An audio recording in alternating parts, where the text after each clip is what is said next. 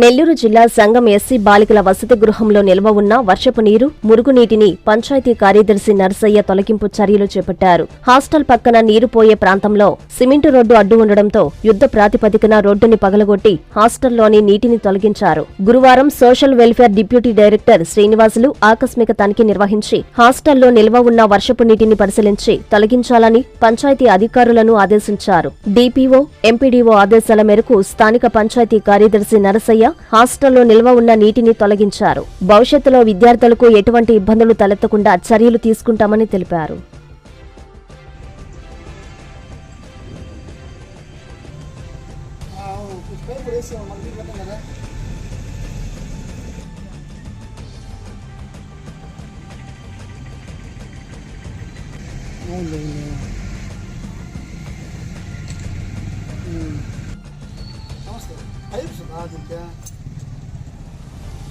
నమస్కారం. సంగం గ్రామ పంచాయతీ నందు ఎస్సీ హాస్టల్ నందు ఇక్కడ మొన్న కురిసిన వర్షాలకి వాటర్ నిలిచిపోయినాయి. అవి ఏంటంటే అక్కడ పిల్లలు ఆ హాస్టల్లో ఉండేదానికి చాలా ఇబ్బందికరంగా ఉంది. దాంతో సంబంధిత హాస్టల్ డిడిఓ గారు అవి పరిశీలించి ఇక్కడ వాటర్ ఎక్కువ నిలిచి ఉన్నాయి, దీన్ని వెంటనే తొలగించమని చెప్పారు. దాంతో మా డిపిఓ గారు వెంటనే మాకు ఆదేశాలు జారీ చేశారు.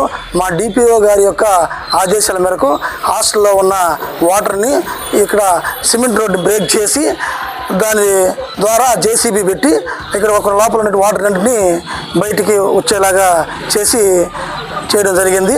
భవిష్యత్తులో కూడా ఇలాంటి వాటర్ ఏది కూడా నిలవకుండా ఇది పూర్తి స్థాయిలో బాగా వాటర్ పోయేదానికి చర్యలు తీసుకున్నామని చెప్పి తెలియజేసుకుంటున్నాను.